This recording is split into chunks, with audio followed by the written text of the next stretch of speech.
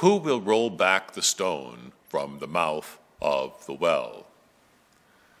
In preparation for Easter, we have our first of 3 scenes from the Gospel of John, the story of the woman at the well.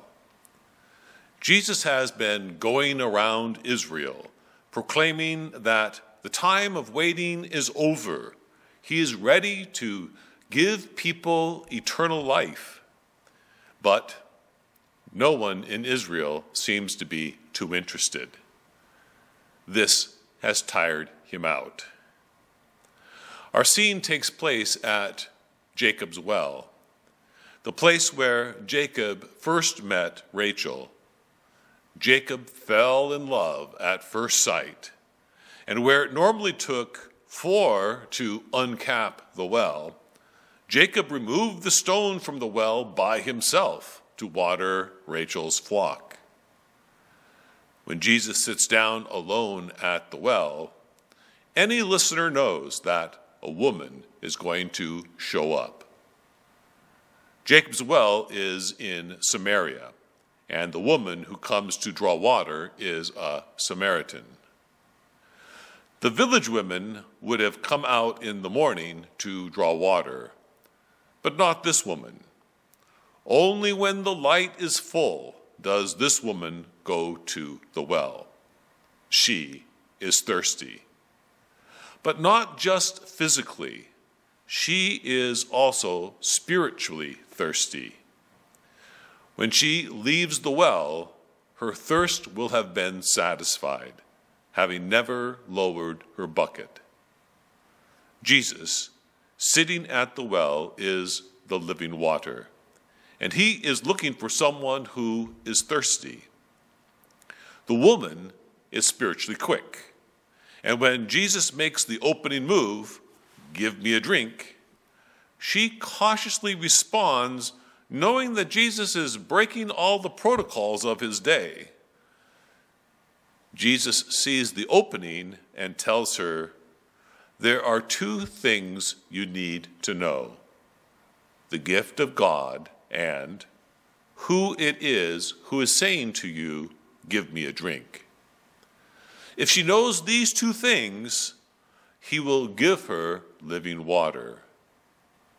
Jesus then instructs her on these 2 points. To know the gift of God, she must be comfortable with spiritual symbolism. Jesus corrects her literal interpretation of water. Water is the symbol for eternal life. Eternal life keeps on giving your whole life long.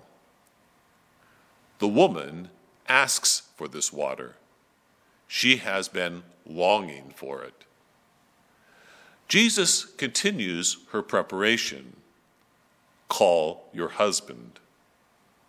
Marriage is another spiritual symbol. It is the symbol of the spiritual life.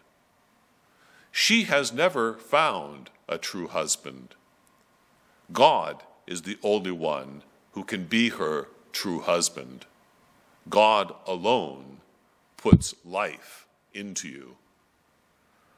The woman has had 6 men, but no true husband. Jesus will become her true husband.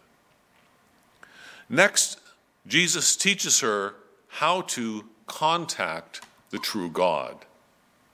In the past, people searched for the right mountain. This time is over. God is immediately present to everyone, everywhere.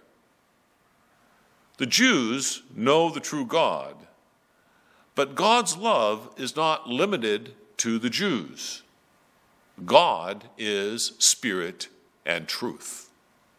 God is the invisible foundation of creation. True worship begins when a person discovers God at the heart of all creation. In 3 lessons, Jesus has opened up for the woman the gift of God. Water is the symbol of eternal life, that is, available now, and will keep on giving her whole life long. Your only true husband that can give you life is God.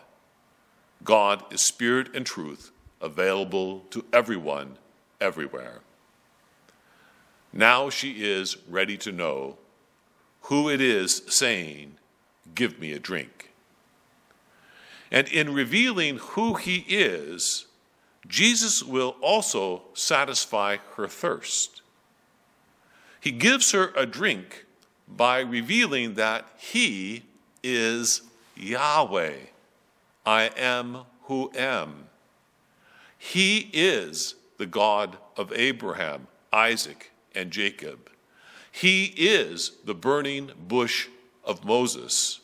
He is the word spoken through the prophets. He is the Lord and King of the kings of Israel. In revealing his deepest self to her, she receives his being into herself. She receives eternal life. This is what Christian initiation is. The next scene of the gospel depicts the return of the disciples. They do not ask any questions. They are not spiritually quick or thirsty. No one comes to meet Jesus because of their word.